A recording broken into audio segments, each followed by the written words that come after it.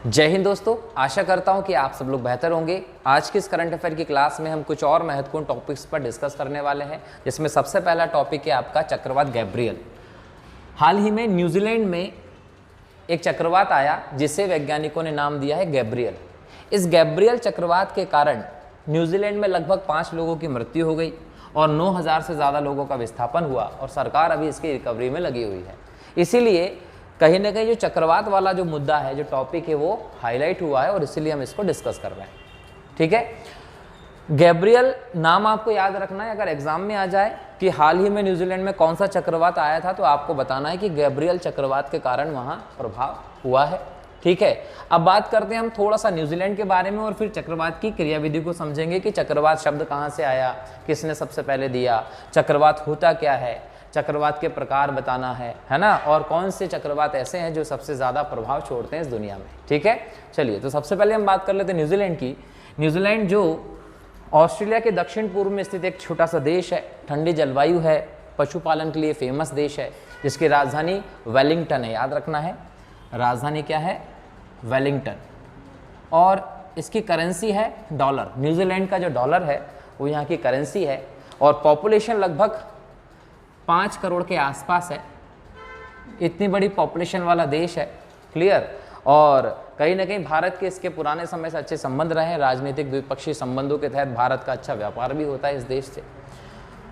अगर हम बात करें चक्रवात शब्द की दोस्तों, तो चक्रवात शब्द जो है वो ग्रीक भाषा से निकला हुआ शब्द है। ग्रीक भाषा का एक शब्द है जिसे हम साइक्लोस कहते हैं। क्या कहते हैं? साइक्लोस। ये साइक्लोस से ही निकला है साइक्लोन। और ये साइक्लोन शब्द जो है वो सबसे पहले हेनरी पेंडिंगटन के द्वारा प्रयोग किया गया था। इसका अर्थ होता है सांप की कुंडलियाँ। क्या होता है इसका अर्थ? सांप की कुंडलियाँ।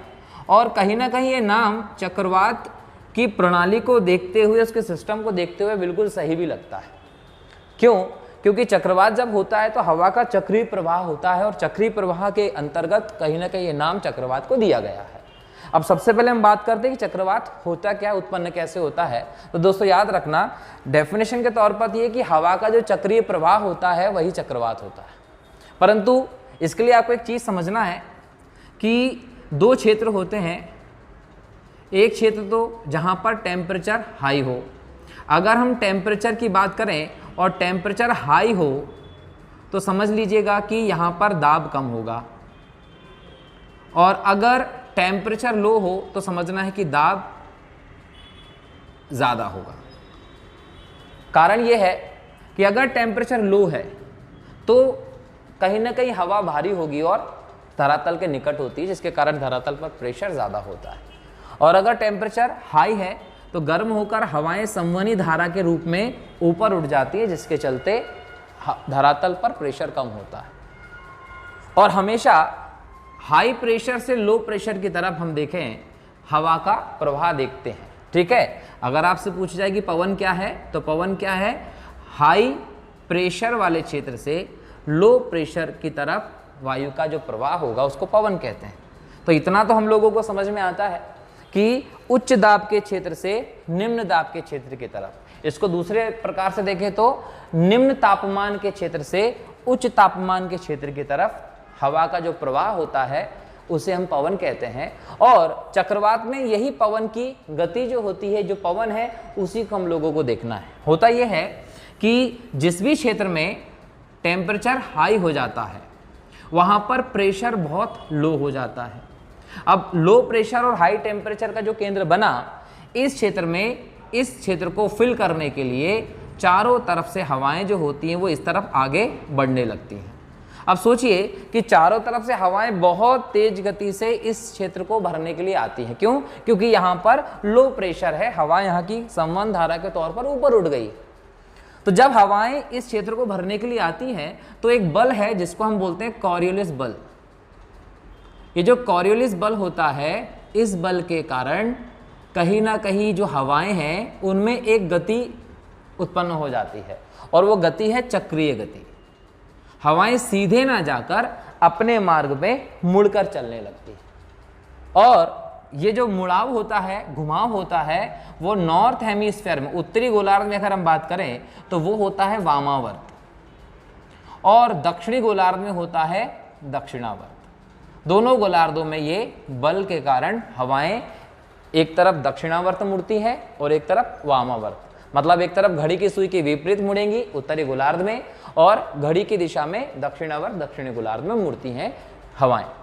और जब हवाएं मुड़कर आगे बढ़ती हैं तो गति तेज होने के कारण वो एक चक्रीय गति महसूस कर लेती हैं, और चक्रीय गति करते हुए हवाएं यहाँ तक पहुँचती हैं, परंतु यहाँ पर तो तापमान ज़्यादा है, यहाँ पहुँचने से पहले ही हवाएं ऐसे घूमती हुई ऊपर उठने लगती हैं, और यहाँ से निर्माण होता है पूरे चक्रवात का, क्योंकि हवाएं पहले चक्रीय प्रवाह करते हुए आती, फिर चक्रीय प्रवाह करते हुए ऊपर उठ जाती हैं। ऊपर क्यों उठती हैं? यहाँ से यहाँ आई इस क्षेत्र में जाने के लिए, सेंटर ये है यहाँ जाने के लिए, परंतु यहाँ टेम्परेचर ज़्यादा है। इस तापमान के कारण हवाएं पहले ही गर्म होकर चक्रीय प्रवाह करते ऊपर उड़ जाती हैं और एक कंप्लीट साइक्लोनिक कंडीशन का निर्माण यहाँ हो जाता है। और यहाँ से फिर हवाएं जो होती हैं वो बादल का निर्माण करती हैं ऊपर जाकर, और बादल जो होते हैं वो प्रभाव से दूर खिसकते हैं, और दूर जाते से ही संघनन की क्रिया पूर्ण होकर बारिश होती है। कभी भी चक्रवात में जहाँ पर चक्रवात की आंख है, इस केंद्र को हम बोलते हैं चक्रवात की आंख, ठीक है। तो चक्रवात की आंख जो होती है उस पर कभी बारिश नहीं होती, हमेशा दूर जाकर ही बादल बारिश कराते हैं। तो ये पूरी प्रोसेस चक्रवात की है, क्लियर। लेकिन जब हम बात करें चक्रवात के प्रकार की, तो दोस्तों दो प्रकार के होते हैं, एक उष्णकटिबंध होता है और एक शीतोष्ण कटिबंध होता है। जो उच्च अक्षांशों पर बनते हैं उन्हें शीतोष्ण कटिबंधी कहते हैं, और जो कर्क रेखा और मकर रेखा के बीच में बनते हैं उन्हें हम उष्णकटिबंधीय क्षेत्र के चक्रवात कहते हैं।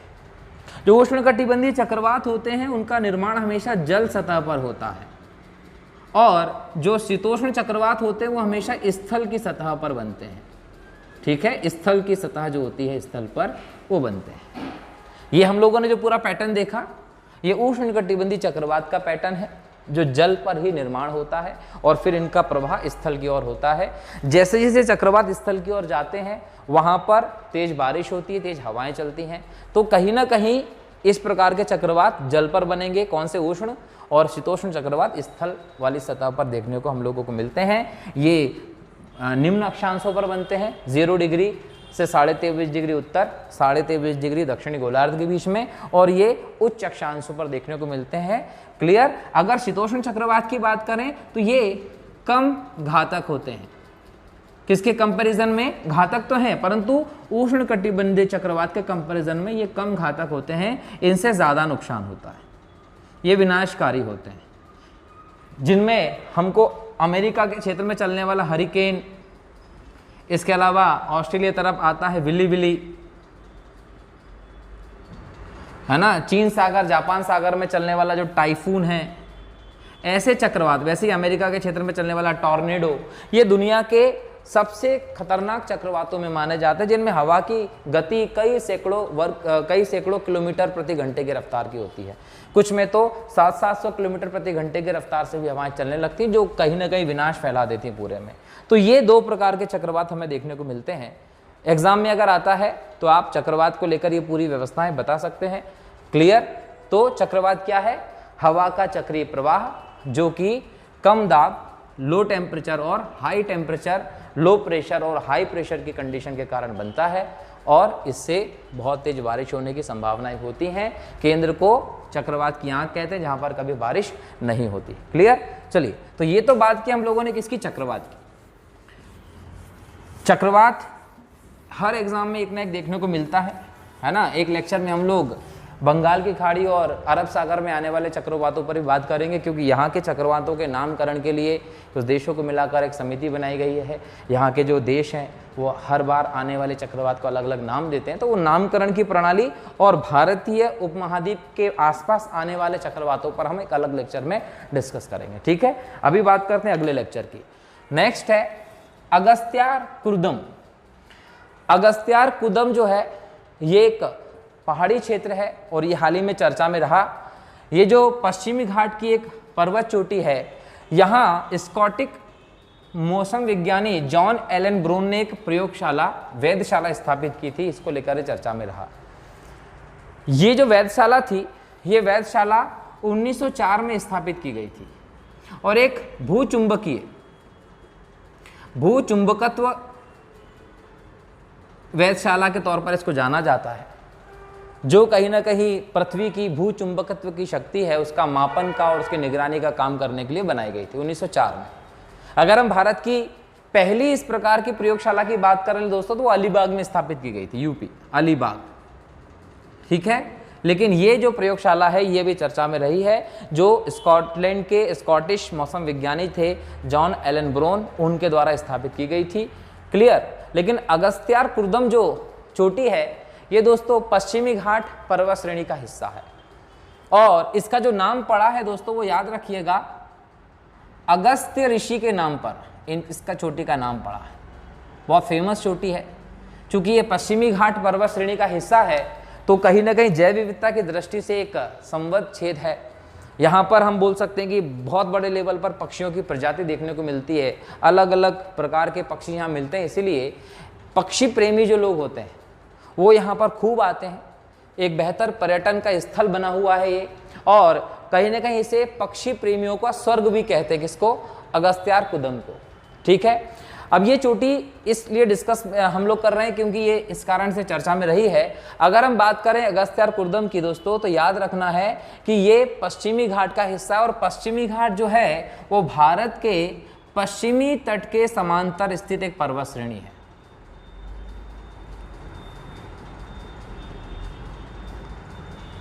क्लियर, भारत के पश्चिमी तट के समांतर स्थित एक पर्वत श्रेणी है, कौन सी, अगस्त्यारकूर्दम, ये याद रखना है। जो पश्चिमी घाट है दोस्तों वो लगभग 1600 किलोमीटर लंबी पर्वत श्रेणी है, याद रखना है आपको, जो गुजरात से लेकर दक्षिण में कन्याकुमारी तक, कहां तक, गुजरात से कन्याकुमारी तक फैली हुई है, और लगभग इसमें 1,40,000 वर्ग किलोमीटर का हिस्सा जो है वो आता है। इतने क्षेत्र में फैली हुई श्रेणी है। पश्चिमी घाट पर्वत श्रेणी जो है उसको हम दो भागों में विभाजित करके देखते हैं। इसे सह्याद्री भी कहा जाता है, याद रखिएगा, और इसे दो भागों में देखा जाता है, एक उत्तरी सह्याद्री और एक दक्षिणी सह्याद्री। दोस्तों उत्तरी सह्याद्री और दक्षिणी सह्याद्री की बात करें तो इसको एक रेखा के द्वारा विभाजित किया जाता है, वो है 16 डिग्री उत्तरी अक्षांश। ये 16 डिग्री उत्तरी अक्षांश जो है ये गोवा से गुजरती है, और एग्जाम में यहाँ से क्वेश्चन भी आता है कि सह्याद्री को दो भागों में विभाजित करने वाली रेखा कौन सी है, तो आप बताएंगे 16 डिग्री उत्तरी अक्षांश की रेखा जो गोवा से निकलती है। इसके माध्यम से इसके उत्तर का इलाका जो है वो उत्तरी सह्याद्री कहलाता है, और दक्षिणी इलाका जो है वो दक्षिणी सह्याद्री कहलाता है। उत्तरी सह्याद्री की अगर हम सर्वोच्च चोटी की बात करें दोस्तों तो आपको याद रखना यहाँ पर है कलसुबई, महाराष्ट्र में है, इसे महाराष्ट्र का एवरेस्ट भी कहते हैं। ये उत्तरी सह्याद्री की सबसे ऊंची चोटी है। वैसे दक्षिणी सह्याद्री की सबसे ऊंची चोटी है कर्नाटक की कुद्रेमुख की पहाड़ी। ये दक्षिणी सह्याद्री की सबसे ऊंची चोटी है, कुद्रेमुख, कर्नाटक। अगर हम पूरे दक्षिण भारत की सबसे ऊंची चोटी की बात करें तो याद रखिएगा वो है अन्नामलाई पहाड़ी पर। अन्नामलाई पहाड़ी का हिस्सा है अन्नाईमुड़ी। ये अन्नाईमुड़ी जो है वो दक्षिण भारत की सबसे ऊंची चोटी है, ये याद रखना, केरला में। अब ये अन्नाईमुड़ी तो ठीक है, लेकिन यहाँ एक और पर्वत श्रेणी जो है वो चर्चित है जिसको हम कहते हैं डोडा बेटा। भारत का जो हिस्सा है यहाँ पर आपका पश्चिमी घाट है, यहाँ से पूर्वी घाट असतत श्रेणी के तौर पर आता है। इनका जहाँ मिलन होता है वहाँ केरल, कर्नाटक और तमिलनाडु, ये तीन क्षेत्र हैं। इन तीन क्षेत्रों में ये मिलन जो होता है वहाँ पर एक गांठ बनती है पर्वतों की। ये जो पर्वतों की गांठ बनती है उस गांठ को बोलते हैं नीलगिरी। नीलगिरी जिसे 1986 में भारत का पहला जैव आरक्षित क्षेत्र भी घोषित किया गया था। ये नीलगिरी की पहाड़ी यहीं पर है, और नीलगिरी की जो पहाड़ी है इसकी सबसे ऊंची चोटी है डोडा बेटा। डोडा बेटा जो है वो नीलगिरी की सबसे ऊंची चोटी है, और ये दक्षिण भारत की दूसरी सबसे ऊंची चोटी भी मानी जाती है। क्लियर। जहां हम बात करें अन्नाईमुड़ी की, तो अन्नाईमुड़ी की जो टोटल बोल सकते हैं कि ऊंचाई है वो है 2695 मीटर के आसपास, ये याद रखना है। और दूसरे नंबर पर कौन आती है, डोडा बेटा। डोडा बेटा नीलगिरी क्षेत्र जो है वो एक विशेष जनजाति के लिए फेमस है जिसका नाम है टोड़ा। टोडा जनजाति का निवास है यहाँ पर। टोडा जनजाति भारत की बहुत महत्वपूर्ण जनजाति है, सांस्कृतिक दृष्टि से, प्राचीनता की दृष्टि से बहुत महत्वपूर्ण है और इसे एक भैंस पालक जनजाति के तौर पर जाना जाता है। ये इतिहास में अगर हम देखें एग्जाम के इतिहास का, तो कई बार एग्जाम में ये क्वेश्चन पूछा गया है भूगोल से कि टोडा जनजाति कहाँ मिलती है, तो बोलेंगे नीलगिरी पर। भैंस पालक जनजाति के तौर पर जाना जाता है टोडा जनजाति को। तमिलनाडु में एक बहुत प्राचीन जनजाति है, ये याद रखना है। तो ये नीलगिरी की बात हुई, ये हमने अनाईमुड़ी की बात की, सह्याद्री पर दोनों क्षेत्रों की बात कर लिया। सह्याद्री का टोटल लंबाई जो है वो लगभग 1600 किलोमीटर के आसपास है और 1,40,000 वर्ग किलोमीटर में ये फैली हुई पूरी व्यवस्था है। ये आप लोगों को ध्यान रखना पश्चिमी घाट पे। पश्चिमी घाट जो है वो भारत का जैव विविधता हॉटस्पॉट भी है, याद रखना है। भारत का जैव विविधता हॉट स्पॉट है क्या? पश्चिमी घाट, क्योंकि यह जैव विविधता की दृष्टि से बहुत संपन्न है। घने जंगल हैं और अलग अलग प्रकार के जीव जंतु यहाँ हमें देखने को मिलते हैं। तो इस प्रकार से हमने अगस्त्यारकूर्दम के टॉपिक को डिटेल में पढ़ लिया है। अगर यहाँ से कोई भी प्रश्न आता है तो मुझे लगता है कि आप इनसे संबंधित लगा सकते हैं और डेफिनेटली यहाँ से प्रश्न आपको देखने को मिलता है। क्लियर? तो ये हमने बात किया अगस्त ऋषि के नाम पर पर्वत चोटी जिसका नाम रखा गया अगस्त्यारकूर्दम का। ठीक है, चलिए अब अगले स्लाइड में नेक्स्ट टॉपिक की तरफ बढ़ते हैं दोस्तों। आपका नेक्स्ट टॉपिक है ओमार्गस खांडेश। ओमार्गस खांडेश जो है ये भारत में केराटिन झिंगूर या भृंग की खोजी गई एक नई प्रजाति है। एक प्रजाति झिंगूर की जिसको नाम दिया गया है ओमार्गस खांडेश। ये प्रजाति भारत की है और चूंकि झिंगुर जो है वो हमारी डाइवर्सिटी का एक बहुत इंपॉर्टेंट भाग है, इसलिए हम थोड़ा सा इनके बारे में जानते हैं कि इनकी व्यवस्था क्या है। ठीक है, तो दोस्तों झिंगुर जिसको हम भृंग भी कहते हैं, है ना, अक्सर हम मजाक में किसी को भी नाम दे देते हैं झिंगुर, लेकिन इसका मतलब हमें पता नहीं होता कि झिंगुर है क्या। तो ये समझने की बात है कि झिंगुर क्या चीज़ है, थोड़ा सा समझते हैं। झिंगुर जो होते हैं ये फॉरेंसिक जो जाँच होती है, प्रयोग होता है, उसके लिए इम्पॉर्टेंट है। हम बोल सकते हैं कि फॉरेंसिक विज्ञान की दृष्टि से झिंगुर एक महत्वपूर्ण जीव है हमारे इस इकोसिस्टम का, हमारे इस पृथ्वी पे। झिंगुर जो होते हैं इनको हम नेक्रोफेगस कहते हैं। नेक्रोफेगस मतलब नेक्रोफेगस उनको कहा जाता है जो मृत और सड़े हुए जानवरों का मांस खाते हैं। मतलब इनकी डिपेंडेंसी मृत और सड़े हुए जानवर की बॉडी होती है, उस पर ये उनका मांस खा के जीवन जीते हैं और इसलिए इन्हें हम केराटिन बीटल भी कहते हैं। अगर एग्जाम में जाए केराटिन बीटल मतलब झिंगुर, भृंग। क्लियर? इनका नाम इनका पड़ता है, किस पर है ये? मृत अथवा सड़े हुए जानवरों पर है। ये हमारे लिए एक बहुत महत्वपूर्ण अपघटनकर्ता का काम भी करते हैं। डिकम्पोजर्स होते हैं, किसी भी बॉडी जो होती है उसको ये ठिकाने लगाने का भी काम करते हैं। तो फॉरेंसिक विज्ञान की दृष्टि से इंपॉर्टेंट है। किसी भी मानव का अगर किसी की डेथ होती है बॉडी की, तो उसकी मृत्यु का समय पता लगाने में भी ये महत्वपूर्ण रोल प्ले करते हैं। कौन? झिंगुर।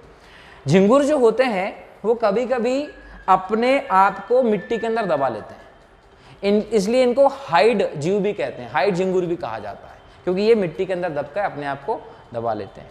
अब ये जो नया ओमार्गस खांडेश जो ढूंढा गया है जीव, ये जो है वो भूरे और काले रंग का दिखाई पड़ता है। क्लियर? और इसकी एक और पहचान है कि इसके शरीर पर बहुत घने बालों जैसी भूरी सी आकृति देखने को मिलती है। स्ट्रक्चर इसका कैसा होगा? घने घने बालों वाली एक भूरे कलर की स्ट्रक्चर इसके शरीर पे दिखाई पड़ता है और हमारे देश में ये खोजा गया है झिंगुर। क्लियर? तो आपको ये ध्यान रखना है कि झिंगुर क्या चीज़ है, किस प्रकार से ये काम करता है ना। और फिर आप किसी को झिंगुर कहेंगे तो थोड़ा सा सोचेंगे कि भाई किसी मरे हुए जानवर या इंसान की बॉडी को खाने वाला होता है, तो किसी को नाम भी सोच समझ के देंगे। नेक्स्ट है धारा।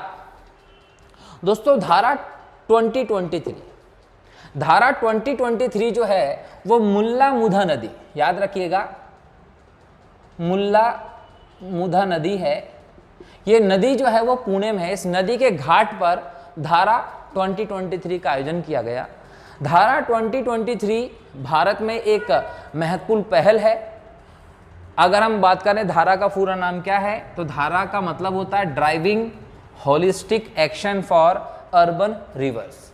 ये फुल फॉर्म एग्जाम में देखने को मिल सकता है कि धारा क्या होता है, ठीक है। तो ये फुल फॉर्म नोट कर लीजिएगा कि driving holistic action for urban river जो है वो धारा का फुल फॉर्म होता है, और ये धारा हर साल हमारे देश में आयोजित की जाने वाली व्यवस्था अब बन चुका है।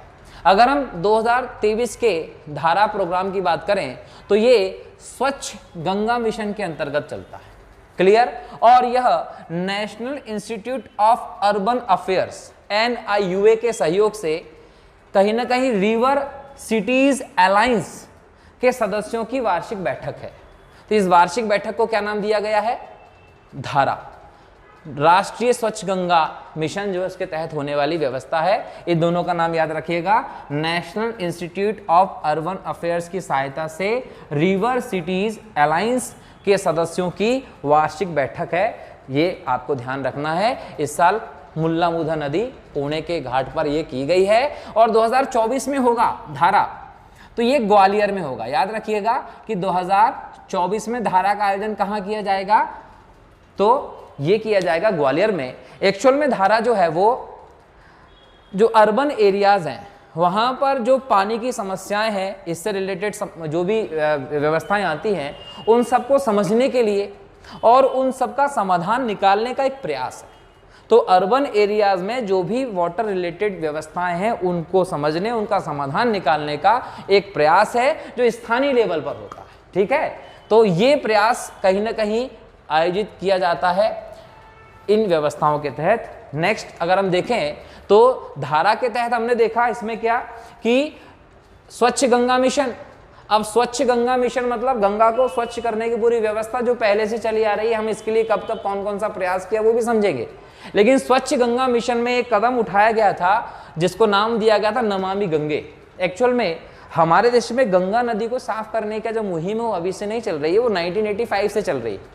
हम बात करेंगे उन पर भी कि 1985 से भारत सरकार ने गंगा को स्वस्थ करने के लिए, स्वच्छ करने के लिए कौन कौन से कदम उठाए। लेकिन फिलहाल हम करंट में जो कदम चल रहा है नमामि गंगे उसकी बात करते हैं, क्योंकि यह जो मिशन है, जो परियोजना है, ये यूनेस्को की कहीं ना कहीं सूची में भी शामिल की जा चुकी है। चुनिंदा विश्व की नदी को स्वच्छ करने की परियोजना के तौर पर इसको शामिल किया है। तो नमामि गंगे जो है वो केंद्र सरकार का एक फ्लैगशिप कार्यक्रम है, और ये 2014 में शुरू किया गया था। तो एग्जाम में सबसे पहले तो आपसे यही पूछ सकता है कि नमामि गंगे कार्यक्रम जो है वो कब शुरू किया गया था, तो आपका उत्तर होना चाहिए 2014। 2014 में नमामि गंगे एक फ्लैगशिप कार्यक्रम के तौर पर केंद्र सरकार द्वारा अनुमोदित किया गया था। और फिर सेकंड क्वेश्चन आपसे ये पूछता है डायरेक्टली कि नमामि गंगे किस संस्थान के द्वारा, किस इंस्टीट्यूशन के द्वारा चलाया जा रहा है।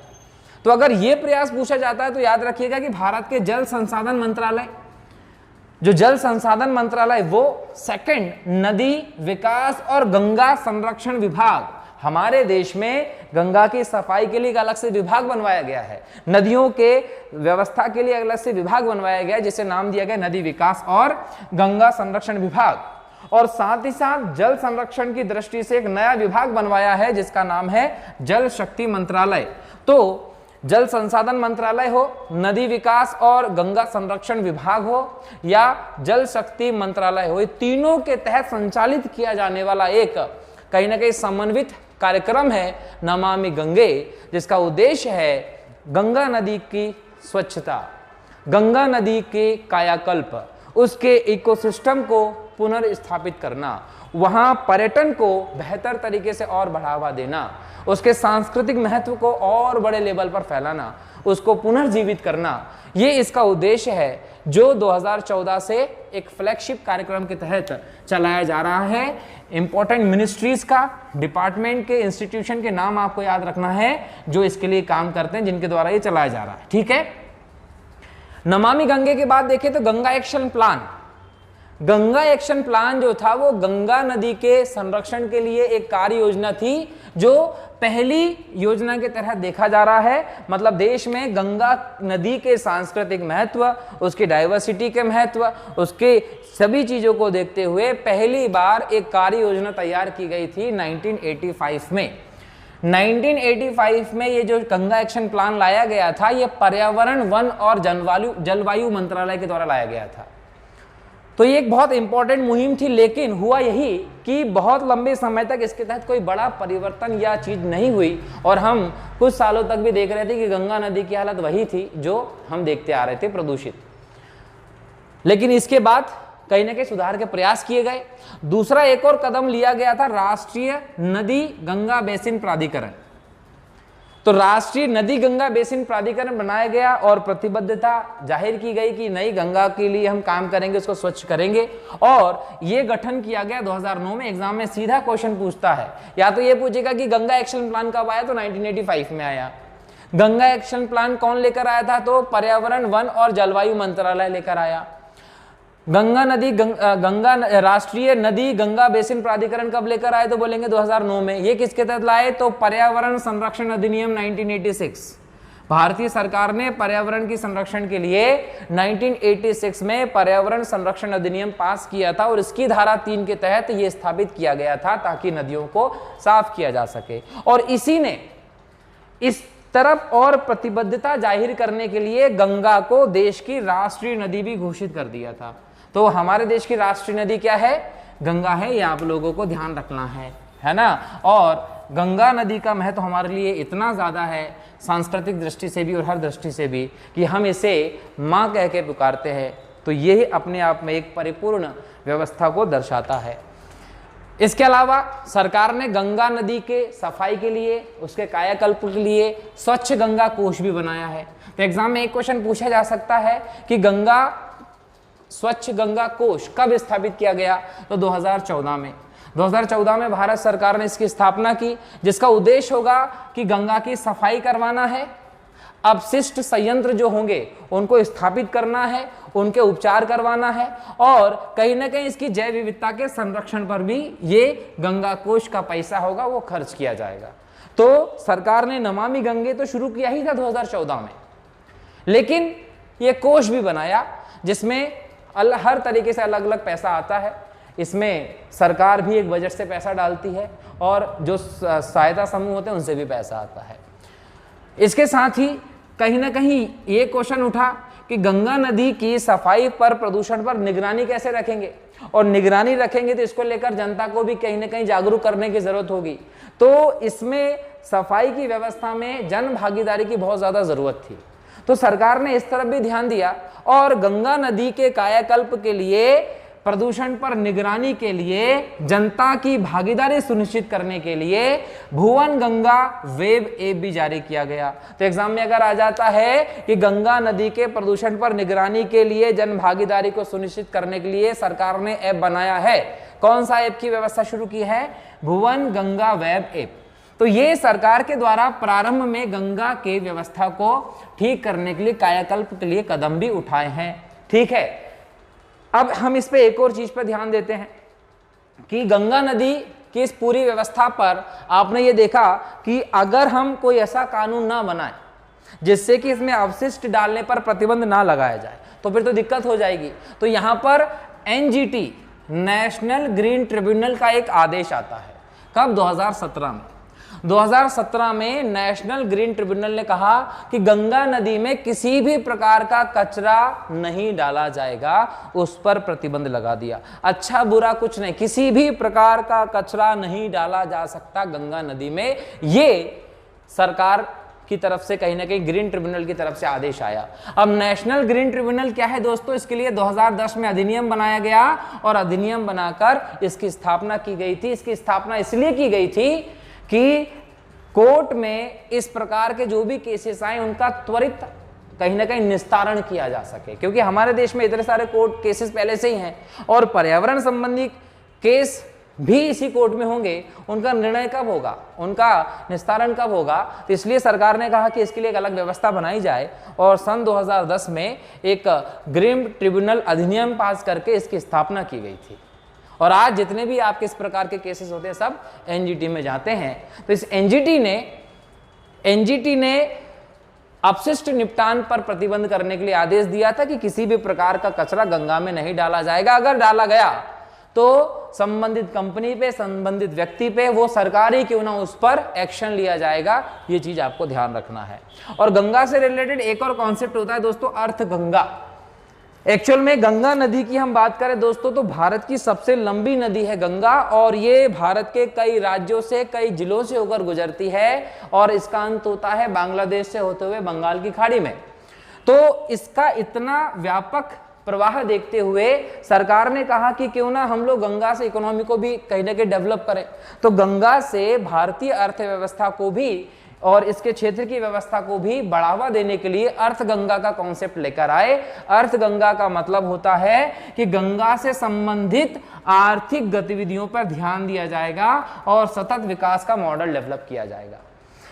एग्जाम्पल के तौर पर आप देख सकते हैं कि जो गंगा के घाट हैं और गंगा के क्षेत्र हैं वहां पर पर्यटन का पूरा एक चेन विकसित किया जा रहा है। सभी घाटों को अच्छे से तैयार किया जा रहा है, उन पर सफाई का काम किया जा रहा है, एक तरीके से उनको पर्यटन कल्चर के अंतर्गत विकसित किया जा रहा है ताकि ज्यादा से ज्यादा लोग वहां पर्यटन के लिए जाएं और वहां एक इकोनॉमिकल बूस्ट हो सके, जीडीपी को लाभ हो सके। और इस प्रकार की गतिविधियों को अर्थ गंगा कॉन्सेप्ट के अंतर्गत रखा गया है, ये याद रखना है। तो अगर क्वेश्चन आता है खासकर एमपीपीएससी और यूपीएससी जैसी परीक्षाओं में, तो याद रखिएगा कि अर्थ गंगा गंगा के माध्यम से इनकम का, विकास का, आर्थिक गतिविधियों को बढ़ावा देने का एक कहीं ना कहीं माध्यम है। नेक्स्ट है राष्ट्रीय स्वच्छ गंगा मिशन। दोस्तों राष्ट्रीय स्वच्छ गंगा मिशन जो था वो राष्ट्रीय गंगा परिषद के तौर पर भी जाना जाता है और ये गंगा नदी के कायाकल्प के लिए, संरक्षण के लिए, प्रबंधन के लिए शुरू की गई एक व्यवस्था है जो आपको ध्यान रखना है। क्लियर? तो ये हम लोगों ने गंगा नदी के बारे में बात किया, लेकिन यहां आपको अगर गंगा के बारे में पढ़ते हैं आप और पंच प्रयाग के बारे में नहीं पढ़ते तो फिर थोड़ा सा अधूरा सा होगा, क्योंकि एग्जाम में बाकी चीजों से क्वेश्चन आए ना आए परंतु पंच प्रयाग से क्वेश्चन कहीं ना कहीं वो पूछ ही लेता है। दोस्तों गंगा नदी जो है वो दो धाराओं के मिलने से बनती है। 2525 किलोमीटर इसकी कुछ लंबाई है और भारत प्लस बांग्लादेश में इसका प्रवाह है। गंगा नदी उद्गम से पहले दक्षिण की तरफ बहती है, दक्षिण के बाद फिर दक्षिण पूर्व की तरफ बहती है, दक्षिण पूर्व के बाद फिर पूरी पूर्व की तरफ बहती है और अंत में दक्षिण मुखी होकर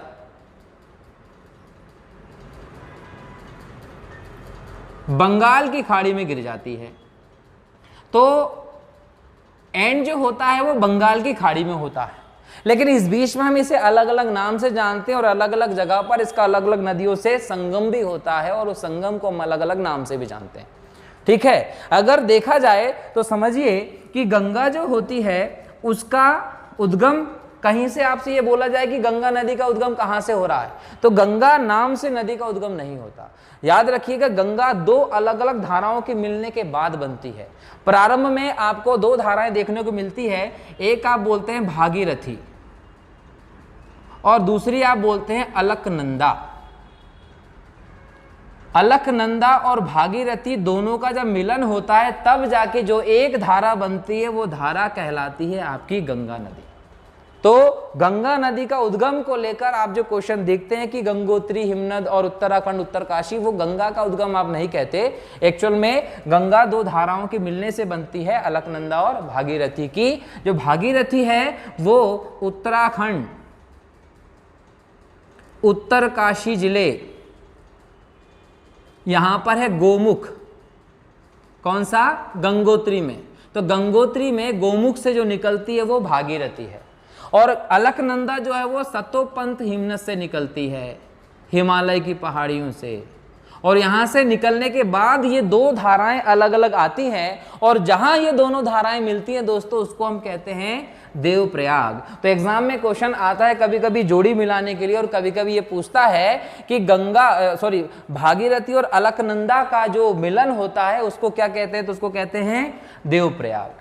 जब ये और आगे बढ़ती है तो अगला प्रयाग आपको देखने को मिलता है रुद्रप्रयाग। दोस्तों जो रुद्रप्रयाग है वहां इस मंदाकिनी नदी में कहीं ना कहीं हम बोल सकते हैं कि मंदाकिनी नदी जो है वो इसमें मिल जाएगी, किसमें? अलकनंदा में। तो रुद्रप्रयाग में अलकनंदा और मंदाकिनी का मिलन हो जाता है। और आगे जाते हैं तो अलकनंदा में पिंडार नदी का मिलन हो जाता है। जब अलकनंदा में पिंडार का मिलन हो जाएगा तो वो कहलाएगा कर्णप्रयाग।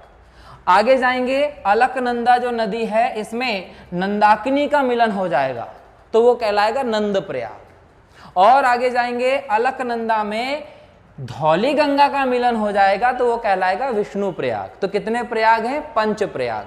पहला प्रयाग है देव प्रयाग, भागीरथी अलकनंदा मिलती है। दूसरा है देव प्रयाग, रुद्र प्रयाग, जो रुद्र प्रयाग होता है वहां पर मंदाकिनी और अलकनंदा मिलती है। तीसरा है कर्ण प्रयाग, यहाँ पर पिंडार और अलकनंदा मिलती है। चौथा है नंद प्रयाग, जहाँ नंदाकिनी और अलकनंदा मिलती है। और पांचवा है विष्णु प्रयाग, जहाँ धौली गंगा और अलकनंदा मिलती है। तो ये 5 अलग अलग प्रयाग हमारे देश में हैं जो धार्मिक दृष्टि से, सांस्कृतिक दृष्टि से बहुत महत्वपूर्ण है, ये याद रखना है। गंगा नदी जो है वो इस प्रकार से बहती जाती है और जब वो बंगाल में प्रवेश करती है गंगा, तो बंगाल में इसकी 2 धाराएं हो जाती हैं। 2 धाराएं होती हैं, एक धारा को आप नाम देते हैं भागीरथी और एक धारा को आप ले देते हैं हुगली। कोलकाता में हुगली यहां अलग हो जाती है और भागीरथी सीधे जाती है कहां? बांग्लादेश। जब ये बांग्लादेश में जाती है तो इसे वहां कहा जाता है पद्मा।